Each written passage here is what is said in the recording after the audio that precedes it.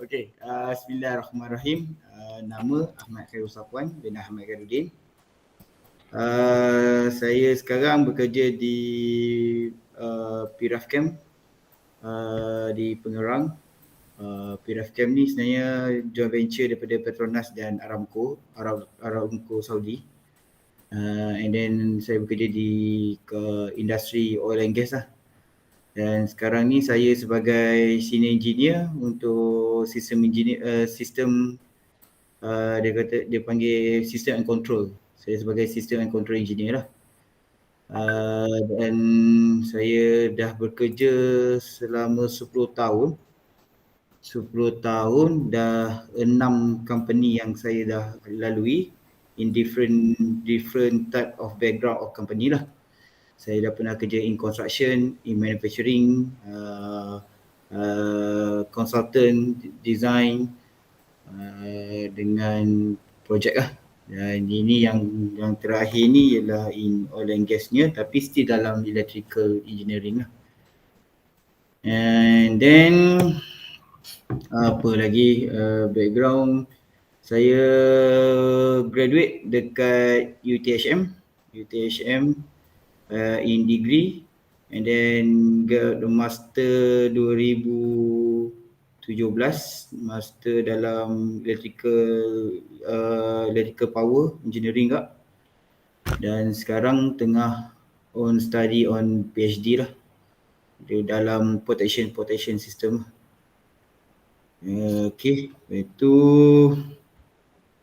kalau ikutnya you nak tanya pasal engineering in changing. What's meaning in changing ni?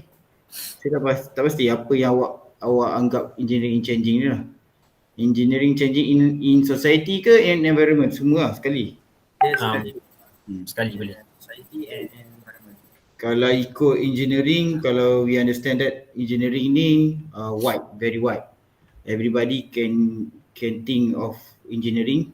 Tak kira lah in any way. In any way maksudnya we can design anything in engineering. During engineering stage, macam saya dulu, we in the project, kalau dalam project kita ada feasibility study, we call it feasibility study, iaitu first engineering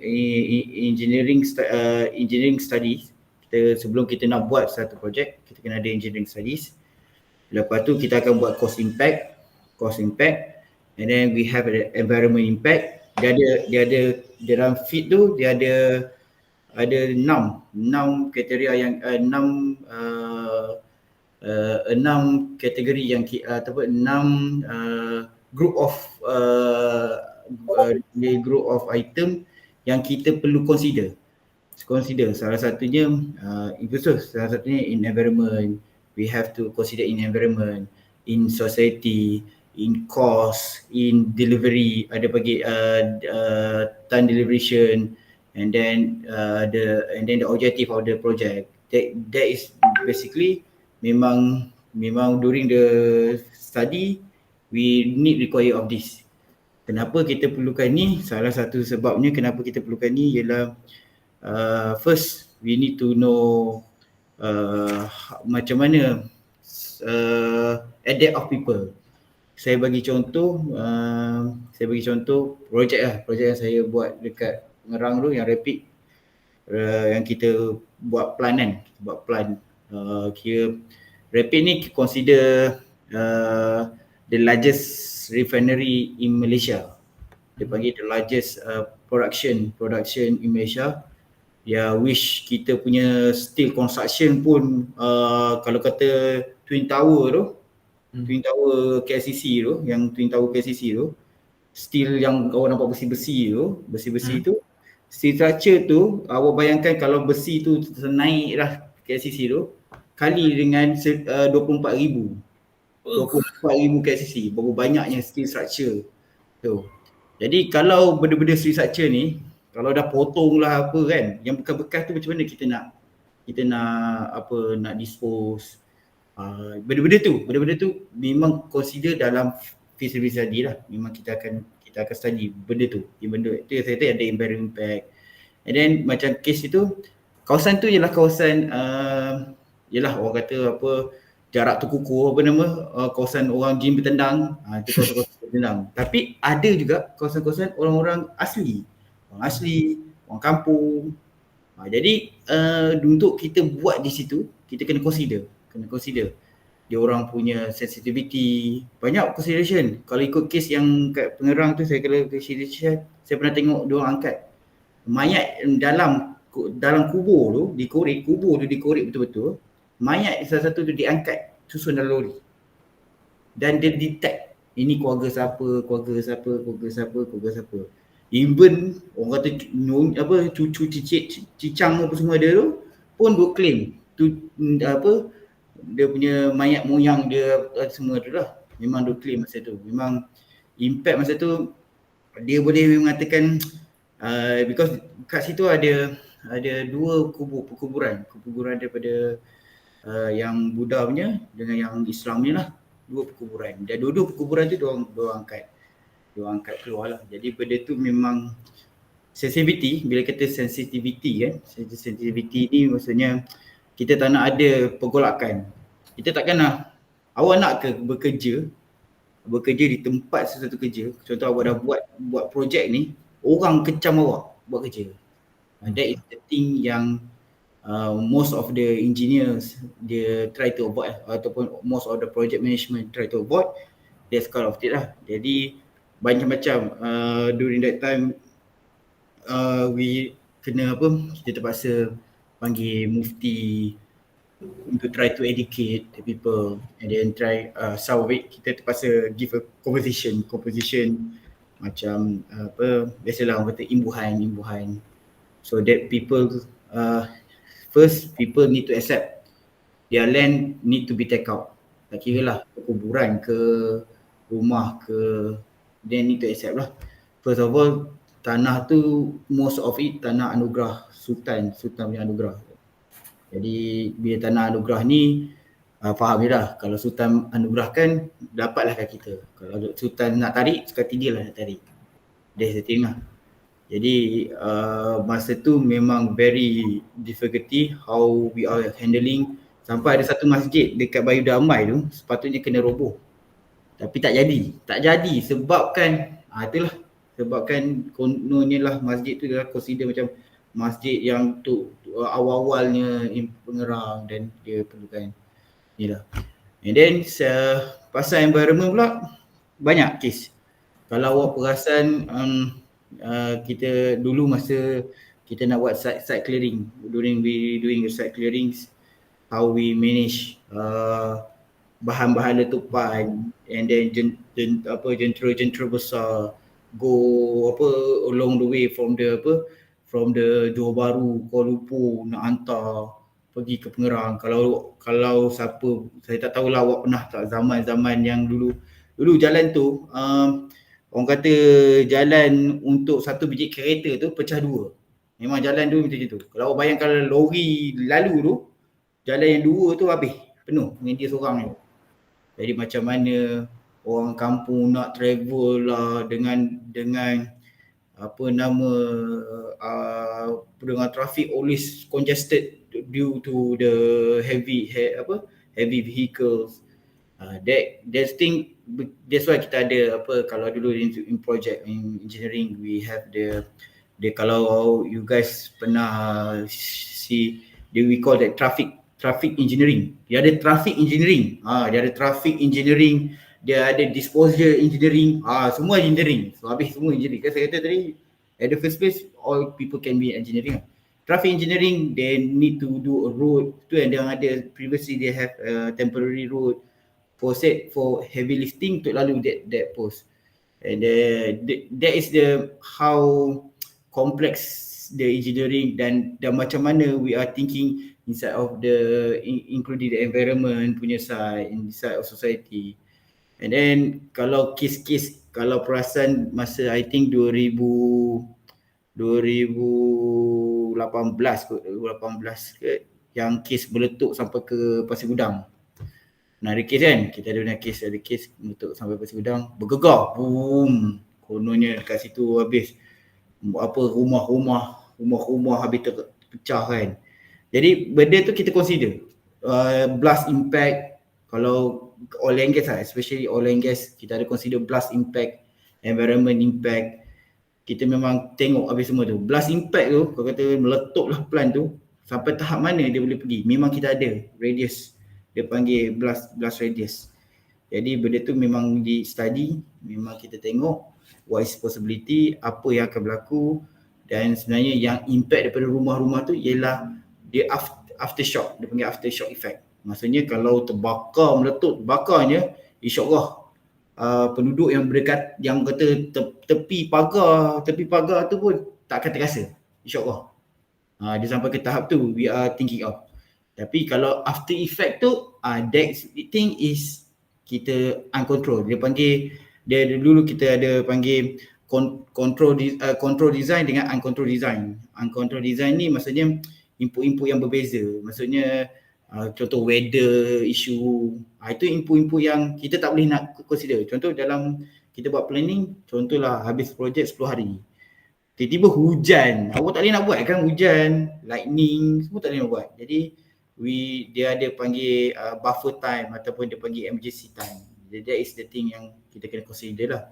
Jadi kalau selalunya kalau you guys tengok satu projek tu kan, satu projek perumahan ke apa, kalau dia kata 20 kena siap 1 tahun rumah tu kena siap, tapi sebenarnya setahun tu dia dah consider dah dia panggil faktor-faktor yang the emergency congested punya schedule lah. Kalau dia tak consider, every time you have delay time, sekali satu delay you kena pay. Sekali satu delay, satu hari delay you kena pay. That's why we are consider on this thing lah. That's why kalau especially oil and gas lah, yang saya cerita ni sebab kebanyakan yang environment impact ni oil and gas ataupun industri-industri yang macam yang berkaitan dengan minyak. Yang berkaitan minyak ni memang orang kata selalu ada masalah environment. Kalau cerita pasal offshore, kalau lah terbocornya lah dia masa drilling rig punya drilling tu, dia bocor lah macam tu. Environment impact, matinya laut-laut ikan tu, dia kena bayar sebenarnya tu. And then dia nak kena tarik, macam mana nak contain the minyak tu pun dia kena bayar. And then for the purpose for contain all these things, we can talk about billion of USD. Dia punya impact of the environment lah. And then kalau itulah kata engineer ni dia tak lari daripada benda-benda ni, tak lari. Even though kalau in term of orang kata benda tu hanya orang engineer yang oil and gas engineer ataupun mechanical engineer je yang tengok. Tak, electrical pun we have it. Contoh electrical macam kita, macam contoh dalam switchgear. Dalam switchgear bila kita nak buat kita nak pasang switchgear, kita kena pasang protection. Protection tu maksudnya ada dia punya safety guard dia. Protection tu kalau ada in case of short circuit, contohlah case short circuit ataupun short to earth, kita panggil a fault ke apa kan. Bila panggil ada a fault ni dia impact to human. Kalau letupnya, kalau siapa lah, kalau kata pernah tengok macam mana chargeman bila dia connected the switch gear bom tu yang pakai baju macam baju bulan tu kan, dia bom, kalau meletup bom tu macam mana kita nak protect orang tu. That's why dalam engineering macam electrical kita ada arc protection, kita ada lightning protection, banyak kita nak kena, sebab kita nak protect, kerana nak protect orang, kita nak protect daripada impact yang besar. Kalau kena short circuit tree shorter bolted ke, itu dah meletup transformer ke, benda tu yang kita nak consider. Macam mana kita nak protect barang tu daripada catastrophic. Maknanya yang case kalau ada isu ke apa, kita boleh contain dulu sebelum kena ke orang lain ataupun kena ke environment, kena ke orang society. Macam itulah kita ada consideration. Even though dalam elektronik itself pun, kalau dalam kerja-kerja elektronik kan, kalau kerja-kerja elektronik kita banyak je automation by elektronik lah. Kalau automation tu tak operate very well, dia akan ada impact pada production. Bila impact pada production, dia boleh impact ke safety. Bila impact ke safety, dia boleh impact ke orang. Mula benda tu dia akan hubung kait. Sebab tu dalam engineering kita tak akan lari. Safety memang kita tak akan lari. Environment termasuk environment, dia panggil kalau kita nak design tu environment study, dia panggil ground study, semua tu memang ada. Semua memang ada dalam ni. Jadi benda tu hubung kait. Orang cakap apa, saya kerja elektronik tak ada apa. Tak ada, semua hubung kait. Saya kerja electrical, tak ada. Semua memang hubung kait. Walaupun kerja-kerja benda tu tak nampak membantu, tapi sebenarnya dia sangat berkait dengan benda-benda lain tu lah. Jadi apa lagi soalan?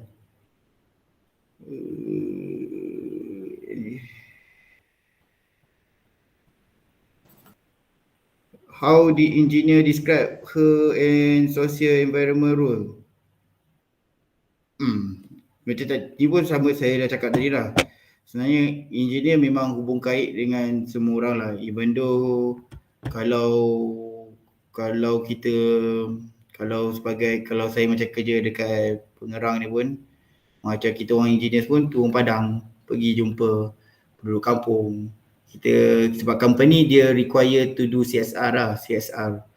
Dia perlukan orang kata macam kepercayaan. Dia nak people around the company to believe that we are doing it the best, and then we try to make it very safely, and then kita nak ensure that all the engineering work, all the maintenance work, itu benda tu dipraktikkan dan dia membantu untuk menjaga keselamatan semua orang lah. Okay, ada apa lagi soalan? Saya pun dah tak tahu dah. Habis semua je. Okay. Terima kasih Encik Safwan. Lepas tu sekarang kita beralih kepada soalan daripada para pelajar pula. Boleh. Tanya. Alright. Sabar lah ni. Okay. Tanya dulu. Siapa nak tanya dulu? Boleh? Tanya. Assalamualaikum. Salam tu. Dia saya. Saya Muhammad Fatul. Saya ada soalan nak tanya. Boleh. Sekiranya kalau contoh abang ada satu projek tu dia macam dia memerlukan satu pace yang cepat dengan satu deadline yang sangat padat. Okay, macam mana abang manage? Macam mana abang nak manage masa abang untuk kejar deadline, kejar segala proses yang ada berkaitan dengan projek tu? Okay. Benda ni memang dalam saya punya dalam every project lah. Every project kalau kata client require shorter time, shorter cost, cost yang paling murah dan masa yang paling pendek untuk siapkan kerja. Memang betul. Dia sebenarnya dalam satu projek tu, untuk menjayakan dalam satu projek tu, kita boleh save cost, kita boleh save time. First thing yang kita nak kena tengok ialah collaboration in different department. Collaboration tu is very required lah. Contohlah kita in certain project, kalau saya bagi contoh satu projek construction, dalam tu mesti ada safety, mesti ada macam civil engineer, safety engineer, civil engineer, electrical engineer, mechanical engineer, and then we have procurement, we have scheduler, we have planner, we have procurement, we have the logistic, we have the traffic control. Benda ni first we need to collaborate, then we need to understand all the what is the objective of the project. Benda tu collaboration, one team tu memang kena ada lah. Even though kalau kita dalam projek yang besar-besar, mega project rapid, I can say to you is the most memang rapid ni project. You believe that 2015 sebab saya buat engineering 2014. 2015 we started the construction. We can finish up construction within 3 years. 2017 we already commissioning the project. Project Rapid is very rapid and very complicated punya project lah. Dan how we are manage it because of the collaboration of the people. They know the individual punya responsibility, they know the understanding the how we want to speed up the activity, that they can contribute the ideas. That is the thing yang kita ada can manage to speed up the project lah. And then yang saya kalau banyak-banyak, kalau tadi pun saya mention QA QC a very important things. QA QC kan quality. Every work have people to audit the quality. Then we can speed up the activity. Kita tak nak nanti kan dah buat tiba-tiba dah buat, contohlah kita buat base foundation semua, tiba foundation dah tengah nak pasak batu, tiba-tiba foundation tak betul. Dah we are lost of time. We have lost of time, we have lost of money because people need to kena pecah balik, kena buat balik. That is the thing lah yang kita kena yang boleh mempercepatkan dalam satu projek lah. Dah, ada lagi? Terima kasih bang. Okay, saya pula. Nama saya boleh? Boleh? Okay. Boleh. Saya Muhammad Nabil, saya nak tanya. Okay, kan macam Abang Safwan tahu sekarang kita kan makin lama kita punya teknologi kan makin canggih. Okay. So macam dekat tempat kerja engineering tu kan diorang mesti ada orang punya mesin semua tu pun makin upgrade. So macam mana Abang Safwan macam biasakan diri tak pun adakah kena belajar benda tu secara mendalam, memang akan macam kena tahulah benda tu. Okay. So, ni kalau cerita betul ke nak cerita kata corporate dia macam ni lah. Cerita betul dia, saya cerita corporate lah. Cerita corporate dia every engineer dia tak akan lari dengan belajar. Dia macam doktor lah. Kalau kata doktor belakang meja doktor tu buku kan, engineer pun belakang dia buku lah. Ya, tak tipu. Tak ada, memang tak lari lah. Siapa yang kata lepas habis belajar tak ada baca buku, nipu semua tu. Memang kita memang baca buku. Memang buka hari-hari. Orang kata dah belajar pun duk buka balik, duk belik lagi. Macam contoh saya buat calculation baru ni kan. Duk mencari kat buku, kira. Orang kata buat apa nama V equal to IR. Dulu belajar fizik kan. Sama juga buat V equal to IR. Berapa ni, kalau nak hit apa I kuasa 2T, sama. Sebiji je. Memang bukan semua engineer ingat. Kita nak refer even though akta, siapa hafal akta ada 24 biji akta, siapa hafal? Satu akta 200 muka surat, siapa boleh hafal? Takkan seorang pun boleh hafal. Itu belum lagi macam kita Petronas. Kalau Petronas kita on the standard, dia panggil PTS, Petronas Technical Standard. Petronas Technical Standard untuk electrical saja ada dalam 40 standard. Instrumen saja ada dalam 60 kot standard. Mechanical saja ada 100 lebih standard. Siapa nak pergi hafal semua tu? Memang tak ada seorang pun hafal. Memang buku tu dalam tu. Jadi belajar still, study still. Jadi the new equipment, yes, the new equipment we encounter, even though saya sekarang pun baru beli equipment baru beli. Dia panggil network analysis. Kita buat network analysis. Dulu kita panggil PQ je, power quality analysis, PQAM. Dia panggil PQAM, power quality analysis meter. Dulu kita main tengok trending current je. Sekarang kita tengok network pula punya trending current. Dulu tak ada network trending current. Dulu kita panggil apa? Point to point punya connection.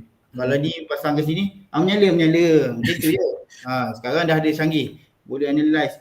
Ini ada loss. Bila loss communication ni, dia akan impact apa. Ada. Teknologi tu baru. Dan benda tu tak pernah belajar pun. Saya dulu pun tak pernah belajar. Mana pernah belajar communication dulu. Dulu belajar electrical, V equal to IR. Kalau pusingan ni berapa berapa RPM, itu je. Kita tak belajar benda tu. Jadi benda tu memang kita akan belajar lah. Jadi kalau nak kata sebagai engineer, dia basically kita tak, kalau tu lah kata, kalau cerita corporate ni kita kena tahu semua. Kalau cerita tak corporate ni memang tak perlu pun tahu semua. Kita tahu what is the concept of the system, concept of the. Yang kalau korang nak tahu semua, kata company lain tak boleh hidup lah. Dia adalah orang yang betul-betul yang expert on that thing. Bila expert on thing, kita just tahu apa function dan apa ni. Saya bagi contoh lah kan, kalau dalam electrical kita ada cable detector tau. Cable detector ni dia ada berpuluh jenis kot, berpuluh jenis. Atau yang sekarang ni canggih, dia macam troli lah sekarang. Dulu pegang ngek dia, sekarang dia pegang troli, lebih akurat lah. Seorang engineer pun, masuklah specialist, orang yang dah lama pun tak gerti nak operate barang tu. Jadi nak katanya lah engineer ni kena baca, kena tahu semua, taklah juga. Tapi kita orang tahu konsep dia, benda tu untuk apa. Dia pakai frequency wave, dan frekuensi tu kenapa, sebagai current kita ada frekuensi, jadi kita boleh detect, itu kita tahu. Jadi kita boleh tahu macam mana nak interpret the data. The data yang given to us, we can interpret. Tapi the equipment itself, memang kita tak boleh nak ingat semualah. Saya cakap dengan awak tu sebab benda tu orang dulu ingat, oh barang-barang dah tu kita buat, barang lagi tu buat. Kalau gitu doktor semua tu kenapa tak pakai robotik semua? Kan? Kenapa tak buat? Sebab dia orang tak kerti nak buat. Takkan dia orang nak buat robotik, dia orang dulu belah pakai tangan, tiba-tiba nak pakai robot untuk nak belah. Memang tak boleh lah. Itulah yang cerita dia. Macam tu. Okay. Terima kasih. Seterusnya saya nak tanya. Nama saya Muhammad Aiman Aziz. Muhammad Aziz. Saya nak tanya, sebabkan kita orang ni bakal engineer. Dengan pada zaman endemik ni, adakah masih relevan untuk menjadi seorang engineer pada waktu sekarang? Sebab orang pun cakap sekarang engineer makin lama makin ramai, untuk peluang pekerjaan pun makin lama makin sikit, kurangan. Macam mana tu? Okay. Betul. Kalau awak kata endemik, saya kata sebelum endemik pun tak relevan dah. Itu saya cakap. Tapi tak boleh nak cakap gitu. Saya pun tak boleh. Orang dulu orang duk cakap lah, ramai. Yelah, kita dulu zaman-zaman saya dulu, ni zaman saya, belum sama zaman mak saya, zaman-zaman nenek saya tak pastilah. Zaman-zaman bapak saya ada 4 universiti Malaysia. 4 je universiti dalam Malaysia. UTM, UiTM, UKM, USM. 4 je. Itu zaman saya ada dalam 8 orang kata universiti Malaysia boleh termasuk dengan swasta lagi. 8. Tu sekarang ni rasa dah banyak kot. UTM lah, UTM baru je kan. UTM lah, apa UiTM pun dah berlambak lah. Setiap negeri dah ada UiTM. Tu ada sekarang ni ada universiti universiti yang swasta, Open University lah, Leacock Wing lah, macam-macam. Betul, memang betul. Dulu production, kelas saya tak tahu kelas awak berapa. Kelas saya dulu total ada 18 orang kot satu kelas. Saya tak tahu kelas awak berapa ramai lah. Jadi 18 orang, jadi kalau keluarlah engineer waktu kejadian, 18 kali 3 kelas. 18 kali 3 dalam berapa? 54 kot, 54 orang graduan satu universiti. Jadi kalau kita bandingkan dalam 8 kita bayangkan dalam kita ambil lah 68 jadi apa, 480 orang. Saya tak tahu graduan awak berapa ramai lah. Kalau awak berapa? Dalam 30 ada satu kelas. Kalau dalam 30 section tak? 30 satu section. 2 section dah 60. Lagi ramai kita orang lah. Jadi graduate tu memang ramai. Memang orang kata memang tak relevan. Memang betul orang kata tak ni. Tapi sebenarnya kena ingat, engineering ni dia makin lama dia akan develop. dia akan develop ni. When we develop, dia akan breakdown. Sekarang ni, sekarang pun saya tengah ambil course tu lah. Saya tengah ambil data scientist. Data scientist is engineering sebenarnya. Engineering in data science. Data science ni baru start dalam Malaysia. Padahal dia engineering baru start dalam Malaysia. Dan sangat diperlukan oleh semua company. Kalau saya kata tu, kalau saya keluar sebagai graduan, sebagai data scientist punya data scientist punya engineer ni, ramai orang dah mencari. Jadi saya tu kata dia banyak. Data scientist ni dulu data scientist ni daripada budak-budak IT je. Budak-budak dia panggil teknologi engineering. Budak-budak teknologi engineering. Jadi dia expand. Budak teknologi engineering dia pecah. Dia pecah apa? Yang soft engineering, dia ada data engineering, dia graphic engineering, audio engineering. Dia dah pecah. Dulu teknologi engineering ni buat semua. Audio, video, apa benda semua keluar lah. Lah ni dia dah pecah dah. Termasuk dengan electrical pun. Electrical, kalau dekat dalam department kita orang, dah ada 4 dah. Kita ada potential control, distribution, generation, kita ada motor and drive. Dah ada 4 dah. Dia dah start pecah. Jadi engineering tu start pecah dan dia perlukan orang untuk yang master dalam satu benda tu. Kalau contoh dulu untuk yang drilling, kalau drilling minyak, cerita pasal drilling minyak ni, dulu ada piping engineer, drilling engineer. Sekarang dah ada piping engineer, drilling engineer, bit engineer, ada diver engineer, ada inspection engineer, dah banyak. Benda tu expand. Tapi belajar sama je. All this engineer belajar dekat mana? Dekat mechanical engineering. Tu saya nak cerita dia pecah. Jadi nak kata relevan tak relevan, still require, macam cerita sekarang pun still have company yang require engineer to young engineer to come in. And then satu lagi kena ingat, kita manusia ni tak hidup lama pun. Saya dulu cerita main-main saya dah 6 company, saya dah cerita tadi 6 company saya dah ubah. Saya dah berubah, lompat dah 6 company. Kata kalau saya duduk satu company tu, saya dah boleh lagi. Maksudnya satu company ni dah kosong orang kan, jadi perlukan orang. Jadi still engineers require lah. Engineer is require. And then saya boleh cakap terus terang most of the company dia tak cari experienced people lah sekarang. Sekarang ni dia tak cari experience. Dia cari the fresh people. Kenapa dia cari fresh people? Sebab dia need the new insight. Dia panggil new insight. Dia nak perlukan orang punya budak baru punya pemerhatian baru. Maksudnya dia perlukan idea baru.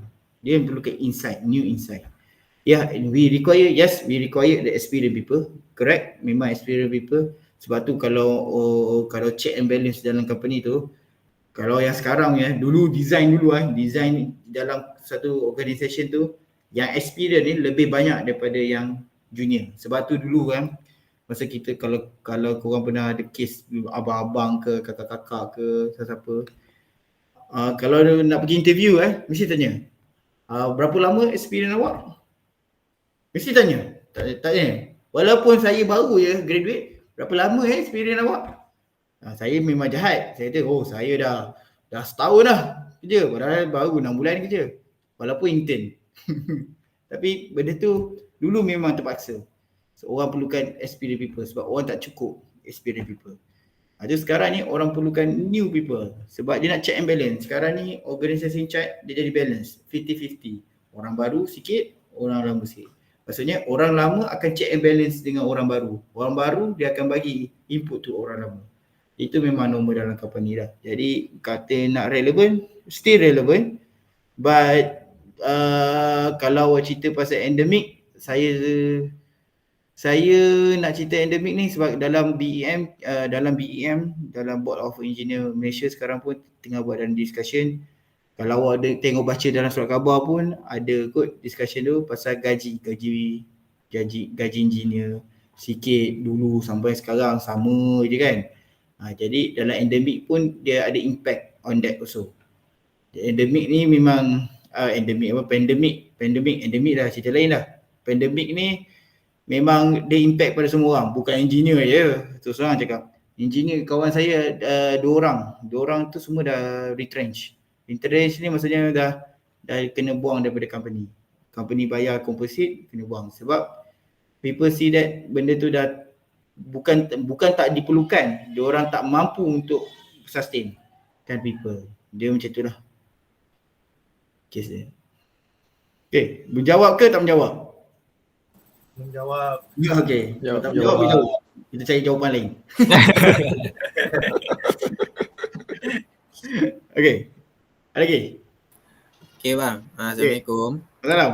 Saya akan Rikuan. Saya nak tanya ni.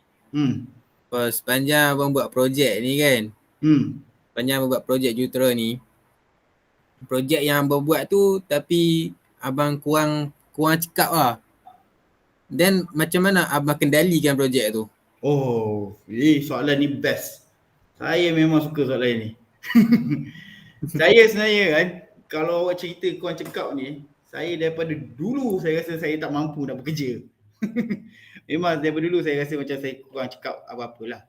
Jadi betul macam awak cakap, kalau bila kira kurang cekap ni, dia rasa kalau dekat dalam company tu, bila you kurang cekap, orang rasa macam pandai cemeh dengan you lah. Betul, memang betul. Memang kurang cekap tu.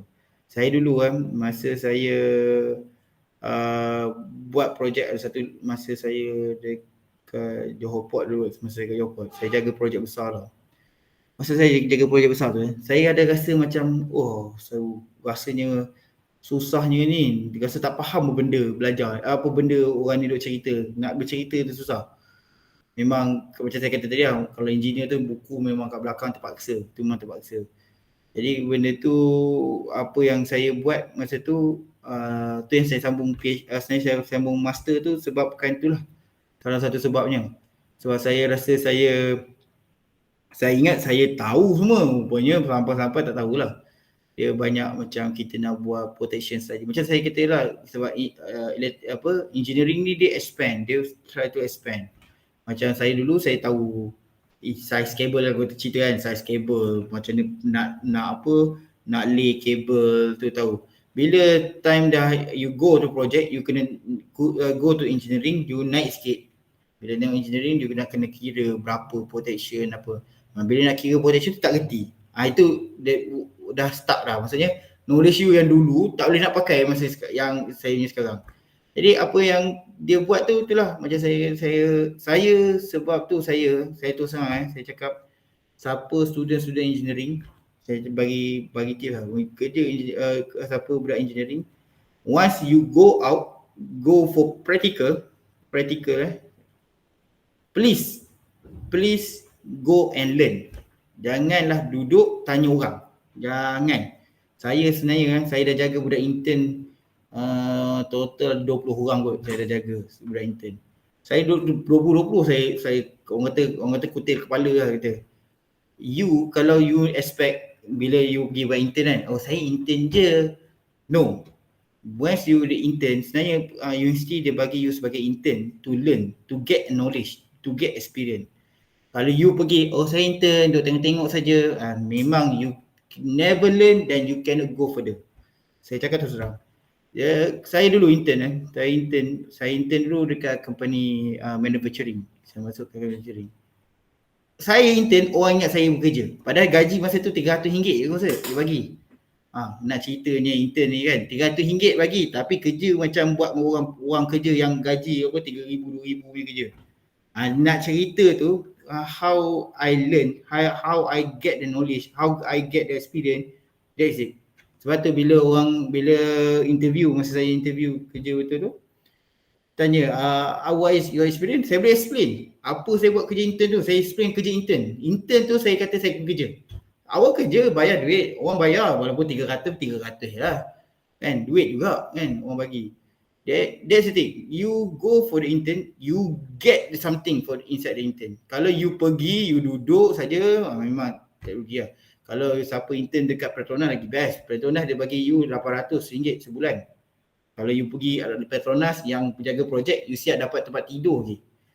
Kalau nak cerita pasal ni lah intern kan. Tapi kalau you duduk, you kerja kat Petronas, best lah intern kat mana? Petronas. Tapi you buat apa? Haram, tak tahu apa-apa. Itu tak guna. Saya kata kalau duduk intern, go for it. Kalau ada engineer tu, go. Sebelah saya nak buat. saya nak buat macam saya nak buat. Once you go for that, you can learn much more. Saya terus terang macam saya cerita, awak cerita apa, kalau ada barang baru, saya nak buat barang tu, mai sini. Saya nak tengok, walaupun saya tak tahu saya nak buat. Jadi you akan learn more. You akan dapat lagi. Jadi macam kes saya hari tu, masa saya buat master tu, sebab saya dapat task satu kerja tu, tapi tak ada orang guide, tak ada orang. Kalau biasa kan ada orang senior kan. Ni tak ada orang nak guide. Jadi how I want to get that knowledge, macam mana saya nak solve the issue or the solve kerja saya, menasihatkan kerja saya, I go for study. I get masa setengah study tu, gila tanya lecturer ke apa ke, sambil buat. Sebenarnya tu saya kata, kalau bekerja sambil belajar lebih efektif kot daripada belajar tu baru nak kerja.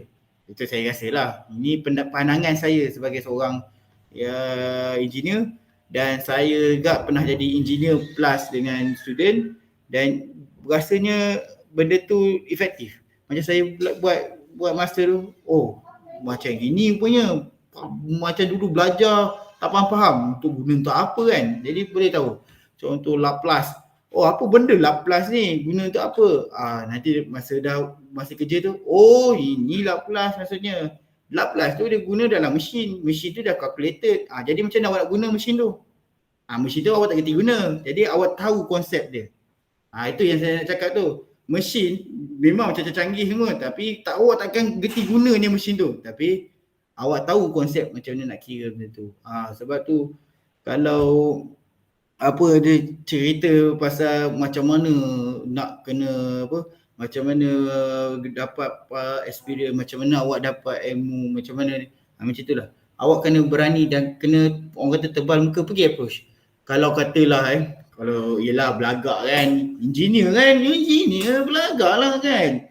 Engineer ada degree, technician tu kalau kata dia technician, dia pandai sesuatu, pergi. Benda tu pergi. Yang kedua yang saya rasa saya pegang. Kalau saya ada ilmu sedikit, saya share kat orang. Itu yang membantu saya gain lagi banyak. Bila awak try to share tu orang, awak akan start belajar lagi. Awak lagi banyak, lagi faham lagi awak nak senang. Jadi benda itulah yang rasanya kalau awak ada kalau ada difficulty dalam satu benda tu, try to improve yourself dengan study, get people. Dia macam mana cakap, kita hidup dalam dunia society sekarang ni kan sosial Facebook lah, apa benda tu pun membantu kat kadang-kadang. Jadi benda-benda tu boleh bertanya. Kalau sekarang ni kan awak tengok kat Facebook dia ada board of engineer punya Facebook sekarang ni, board of engineer. Dalam tu orang selalu letak masalah. Macam ni nak kira fuse, nak pasang fuse berapa besar. Dalam tu akan ada engineer yang membantu. Masa tu juga tempat tu juga platform untuk awak get something lah, knowledge untuk awak untuk dapat. Itulah.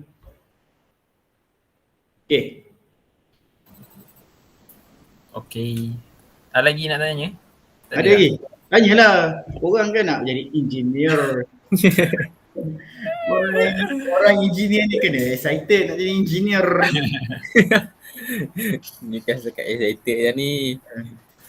Banyaklah sekarang ni, banyak platform. Kalau korang nak rasa platform masa tengah belajar ni pun boleh ambil satu skill yang korang boleh bawa nanti masa nak pergi bekerja ke apa. That skill is sebenarnya membantu untuk kalau yang engineer ni untuk boleh improve. Sebab sekarang ni macam awak cerita tadi, siapa tadi cerita relevan ke tak relevan engineer dalam ni.